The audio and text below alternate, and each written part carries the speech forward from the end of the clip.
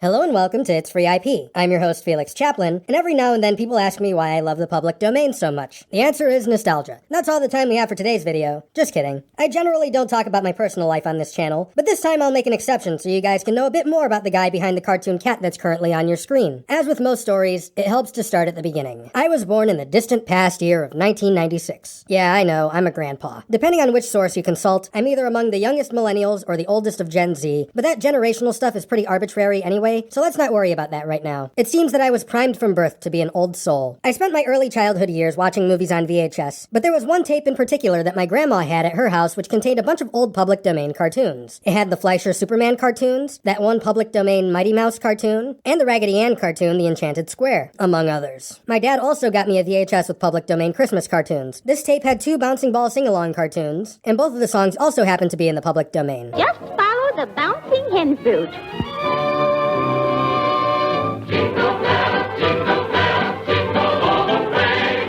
Remember that song? Well, why not join me in singing it? Just follow the bouncing ball. Oh, you beautiful doll, you great big beautiful doll.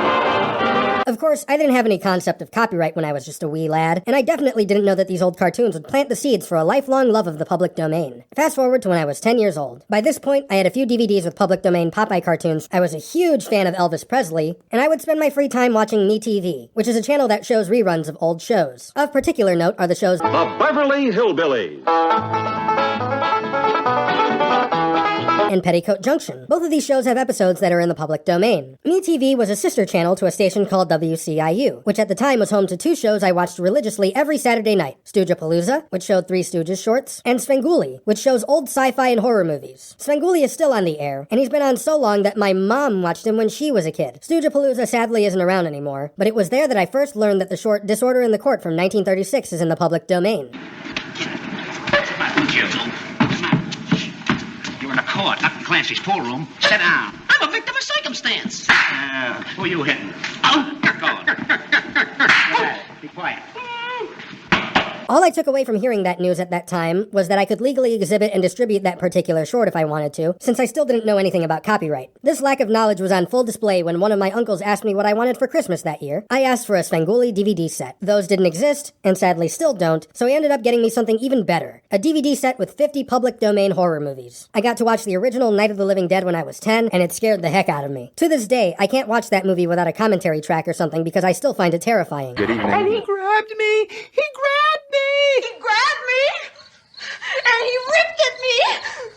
He held me, And he ripped at me! Shut the fuck up! Yeah. In my teen years, I got really into silent films, particularly those made by Charlie Chaplin, and Felix the Cat's silent cartoons from the 1920s. Also, yes, the name Felix Chaplin is a combination of Felix the Cat and Charlie Chaplin, in case you hadn't already noticed. My interest in silent movies coincided with the re-release of Fritz Lang's masterpiece Metropolis in 2010, and the release of The Artist in 2011, so that was a pretty fun time for me. Martin Scorsese's movie Hugo also came out in 2011, and having seen the previews beforehand, I was pretty annoyed when my mom took me to see it in theaters at the time. My tune changed during the movie when I found out that it was about George Méliès, so that was pretty cool. Fast forward to 2018, when I was scrolling through good old YouTube and found a video on Top 10s in which Simon Whistler talked about the things that would be entering the public domain in 2019. I was intrigued by what I saw, and that's when I started to research the public domain in greater depth. Now, I'd like for you to take a second to put yourself in my shoes. Think of all your favorite movies and shows from your childhood and the nostalgic feeling you get when you rewatch them. Now imagine being told that you own the copyright to most of those movies and shows, and you can freely distribute them, make derivative works, and so on. Wouldn't you love that? That's all the time we have for today's video. I hope you enjoyed hearing about my personal life, because that's all you're gonna get, at least for now. Now I have some questions for you. What were some of your favorite movies and shows from your childhood? What would you do if you owned the copyright to those works? Tell me about it in the comments. While you're down there, don't forget to like this video, subscribe if you haven't already, send a couple bucks on Ko-fi if you feel so inclined, and ring the notification bell so you won't miss what comes next from It's Free IP.